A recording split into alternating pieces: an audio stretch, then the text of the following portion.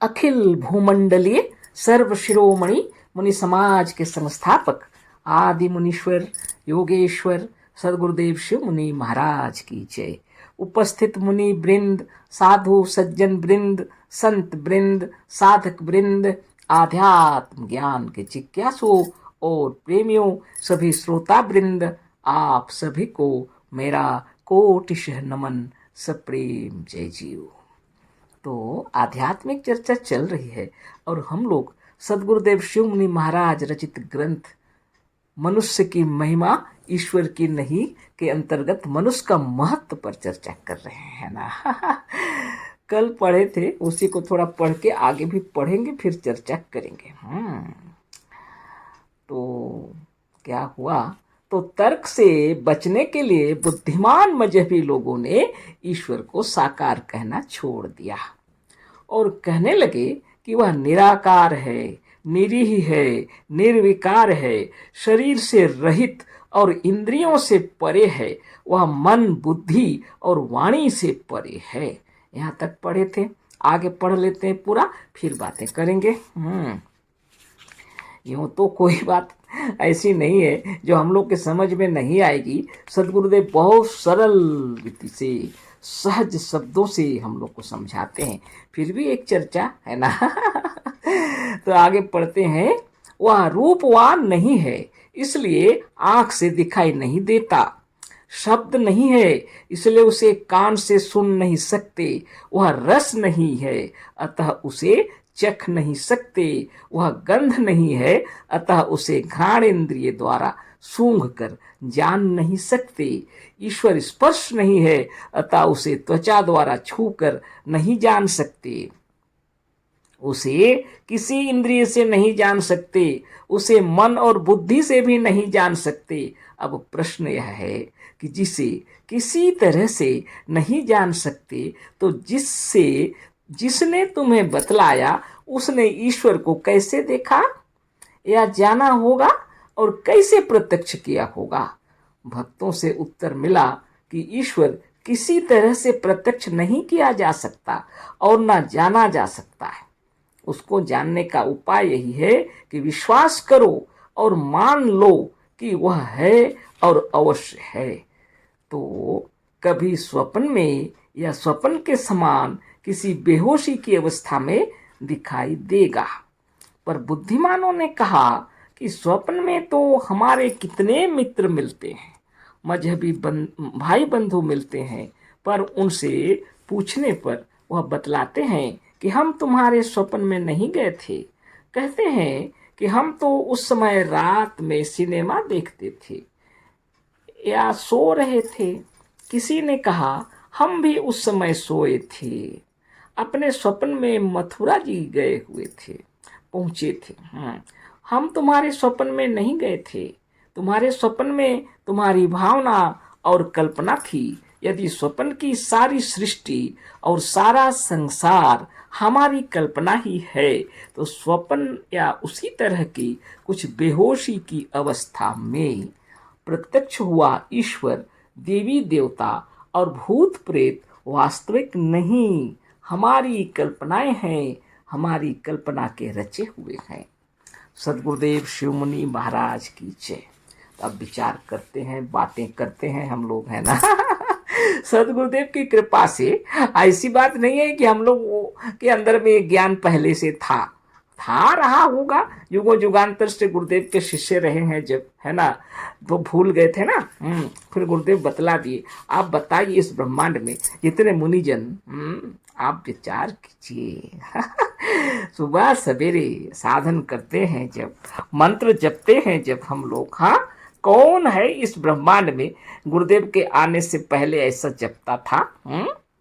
निरंजनो हम जगदीश्वरो हम। सोचिए कौन जपता था। बहुत बड़ी बात है। इतनी बात आप सोच लीजिए, विचार कर लीजिए। सदगुरुदेव शिव मुनि महाराज की जय। सदगुरुदेव शिव मुनि महाराज के आने से पहले तक कोई भी ऐसा मंत्र किसी ने नहीं जपा। वेदों में लिखा हुआ है भले, लेकिन वो तो बाद में दिखा, जब गुरुदेव का ज्ञान अर्जन कर लिए, जब साधन तपस्या करने लगे, तब वेद वेदांत भी पढ़ने लगे, तब दिखा गुरुदेव जो बतलाए हैं इसमें लिखा हुआ है, सच बात है ना। आप ही सोचिए किसने जपा था, निरंजनो हम जगदीश्वरो हम। एक पंक्ति जपना मुश्किल, और बाकी तो बहुत है। सोचिए, विचार कीजिए, सदगुरुदेव अगर आए नहीं होते तो ये किताबें पढ़ने को भी नहीं मिलती।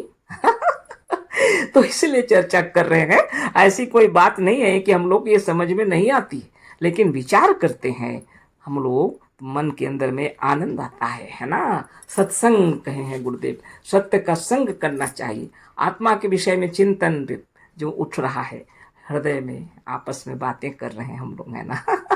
कहाँ आप, कहाँ हम, कितने दूर दूर रहते हैं हम लोग, गुरुदेव की कृपा से कम बातें हो रही हैं, है ना। बहुत बड़ी बात है। जब बुद्धिमानों को गड़बड़ घोटाला मालूम हुआ, है ना, कल पढ़े थे हम लोग, तो उन्होंने सोचा कि बुद्धिमानों के पास भगवान नहीं दिखते, तो चलो बुद्धिहीनों के पास जाते हैं, है ना। मूर्खों के पास जाते हैं। गए वहां तो कुछ भी नहीं मिला, ज्यादा ही कुछ नहीं प्राप्त हुआ। तो मुझे बोले प्रश्न उत्तर परेशान हो गए। तो उन्होंने कहा कि ईश्वर जो है साकार नहीं है, हाँ, उसका आकार प्रकार ही नहीं है ना। अब ये क्या करें, उन्होंने कह दिया निराकार, उसका आकार नहीं है, निरी भी है, हाँ, निर्विकार भी है, हाँ, शरीर से रहित भी है, इंद्रियों से भी परे, वह मन बुद्धि और वाणी से भी परे है। अब बताइए, निराकार है, निरीह है, निर्विकार है, शरीर से भी रहित है, इंद्रियों से भी परे है, वह मन से भी परे है, बुद्धि से भी परे है, वाणी से भी परे है। गुरुदेव लिख रहे हैं वह रूपवान नहीं है, इसलिए आंख से दिखाई नहीं देता, ये सब लोग बता रहे हैं।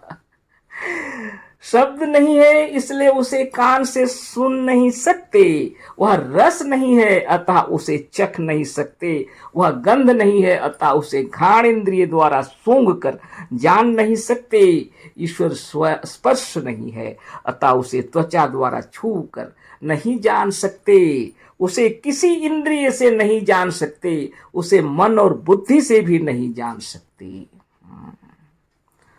अब प्रश्न यह है कि जिसे किसी तरह से नहीं जान सकते, तो जिसने तुम्हें बतलाया उसने ईश्वर को कैसे देखा या जाना होगा और कैसे प्रत्यक्ष किया होगा। भक्तों से उत्तर मिला कि ईश्वर किसी तरह से प्रत्यक्ष नहीं किया जा सकता और ना जाना जा सकता है। उसको जानने का उपाय यही है कि विश्वास करो और मान लो कि वह है और अवश्य है, तो कभी स्वप्न में या स्वप्न के समान किसी बेहोशी की अवस्था में दिखाई देगा। इतना से चर्चा कर लेते हैं ना। वह रूपवान नहीं है तो आंखें देख नहीं सकती, वह शब्द नहीं है सुन नहीं सकते, वह रस नहीं है जीभ उसे चख नहीं सकती, वह गंध नहीं है घ्राण इंद्रिय उसको सूंघ नहीं सकती, वह स्पर्श नहीं है त्वचा उसको छू नहीं सकती। बताइए, सदगुरुदेव शिवमुनि महाराज की जय, जिन्होंने हमें बतलाया, आपको बतलाया, वह स्वयं जब शरीर में विराजमान हो जाते हैं, है ना, तब ये सारी इंद्रियां कार्य करती हैं, और यदि वह चले जाते हैं इंद्रियां कार्य करना छोड़ देती हैं। हाँ। वह सचमुच में रूपवान नहीं है, उसे देखा नहीं जा सकता, लेकिन उसी की महिमा से हम जगत को देख रहे हैं, रूप रंग देख रहे हैं, अच्छा बुरा देख रहे हैं। किसकी महिमा से? वो जो आप स्वयं अपने आप के अंदर विराजमान है। वो स्वयं आंख नहीं देख सकती, वो रूपवान नहीं है, लेकिन वह सबको देख सकती है, ये आंखों के अंदर से देख रही है, वह देखने वाली शक्ति आप हैं। वह शब्द नहीं है, लेकिन इसी से शब्द भी निकल रहे हैं, है ना। वह कान सुन ले ऐसी कोई शब्द नहीं है, आवश्यकता भी क्या है जब आप एकांत में रहते हैं, तब भी आप खुद को जानते हैं, खुद को सुनते हैं। बहुत सारे संगीत सुने होंगे तो भीतर में बिना आवाज के भीतर से सुनाई पड़ता है। वह कौन सा कान से सुन रहे हैं, है ना। सभी इंद्रियों के मालिक आप हैं, सभी इंद्रियां जिससे चलायमान होती है, अखिल विश्व ब्रह्मांड जिससे चल रहा है, वह आपकी परम शक्ति आप स्वयं है। सदगुरुदेव अगर आए नहीं होते तो थोड़ी हम लोग जानते। इसी तरह हम लोग को बताते लोग, वह रूपवान नहीं है, उसको आंखें देख नहीं सकती, वह शब्द नहीं है, उसे कान सुन नहीं सकते, उसे वह रस नहीं है, उसे जीभ चख नहीं सकता, गंध नहीं है, घ्राणेंद्रिय सूंघ नहीं सकते, जान नहीं सकते, ईश्वर इसको स्पर्श करके त्वचा छू नहीं सकती क्योंकि वह स्पर्श नहीं है। और हम लोग पागलों की तरह, बेवकूफों की तरह अंधकार में पड़े होते और उनकी बात एक ही बात होती कि विश्वास करो, ईश्वर है। जब बहुत विश्वास करोगे तो कभी स्वप्न में या बेहोशी जैसी अवस्था में भगवान दिख जाएंगे तुमको। तो गुरुदेव उसको भी तो हम लोग को बतला दिए कि स्वप्न में तो कोई भी नहीं आए थे। बोले जितने बंधु बांधव सबको पूछा गया, भाई इतना टाइम तुम मेरे स्वप्न में आए थे? बोले नहीं, हम तो उसमें मथुरा जी गए थे। कोई बोला कि हम तो सिनेमा देख रहे थे। अरे हम तो सो रहे थे, किसी को भी पता नहीं चला। तो क्या है, गुरुदेव क्या बता रहे हैं, स्वप्न में जो दिखता है वह सब हमारी कल्पना है। हमारी कल्पना शक्ति से सब कुछ दिख रहा है, स्वप्न भी दिख रहा है और जगत भी दिख रहा है। लेकिन जो स्वयं कल्पना करने वाली शक्ति आप ही हैं, है ना। सारी इंद्रियां, 10 इंद्रियां कार्य करती हैं, जिसकी महिमा से वह स्वयं आप हैं। निश्चित सी वह कोई रूप नहीं है, आंख नहीं है, वह आंखों से देख सके ऐसा कोई रूपवान नहीं है। लेकिन जिससे सारी दुनिया दिख रही है और रूप भी दिख रहे हैं, शब्द भी सुन रहे हैं, शब्द भी हो रहे हैं, वह आप ही हैं। कितनी बड़ी बात है। और सदगुरुदेव क्या बोले, अपने आप को भूल चुके हैं हम लोग, है ना। इस मनुष्य की महिमा को ही भूल चुके हैं लोग। ऐसे ही अनर्गल बातें बताए, वह ईश्वर के बारे में तरह तरह की बात बताए, है ना। बुद्धिमान लोग बहुत ढूंढे लेकिन वह ना पहाड़ में मिले, ना समुद्र में मिले, है ना। तो तर्क वितर्क हुआ उनका रूप रंग का, तो तार्किक से अलग, तर्क से अलग बता दिए, बुद्धि से, मन से परे, वाणी से परे। लेकिन यह नहीं जानते थे कि उनको बताने वाली शक्ति जो स्वयं है, इसको बताने वाले सदगुरुदेव अवश्य आएंगे, है ना। सदगुरुदेव आए। अब विचार कीजिए, विश्वास कहाँ उत्पन्न होता है? क्या बाहर में है? आपके भीतर में उत्पन्न हो रहा है ना, बाहर में विश्वास है। आपके अंतरंग हृदय में विश्वास है। विश्वास करने वाली शक्ति आप हैं। आप यदि विश्वास करेंगे तो पत्थर को भी ईश्वर मान के लोग पूजा कर रहे हैं। सदगुरुदेव कह रहे हैं वह पत्थर बड़ी है या आप बड़े हैं? आपके कहने से, आपके सोचने से वह पत्थर, वह शिवलिंग, वह पूजा के योग्य हो गया। आपके कहने से उस पत्थर में कोई शक्ति नहीं है, लेकिन आपके कहने से शक्तिमान हो गया। अनंत आकाश चल रहा है, अनंत ब्रह्मांड चल रहा है, इतने ब्रह्मांड चल रहे हैं, आपके महिमा से चल रहे हैं। सारा विश्व जगत आपने बनाए हैं, है ना। किस लिए बनाए हैं? अपनी खुशी के लिए बनाए हैं। इसमें कभी जागृत में, कभी स्वप्न में, कभी सुसुप्त में, कभी तुरिया में आते जाते रहते हैं। कभी सूक्ष्म शरीर में चले जाते हैं, कभी स्थूल जगत में आ जाते हैं, नए नए रूपों में आकर के हृदय कितना आनंद विभोर हो जाता है ना। वाह, धन्य आत्मा। कल फिर चर्चा करेंगे। आप विचार कीजिए और अपने आप को धन्य समझिए कि ऐसे सदगुरु मिले, है ना। सदगुरुदेव शिवमुनि महाराज की जय। अशेष धन्यवाद, कोटिशः नमन, सप्रेम जय जीव।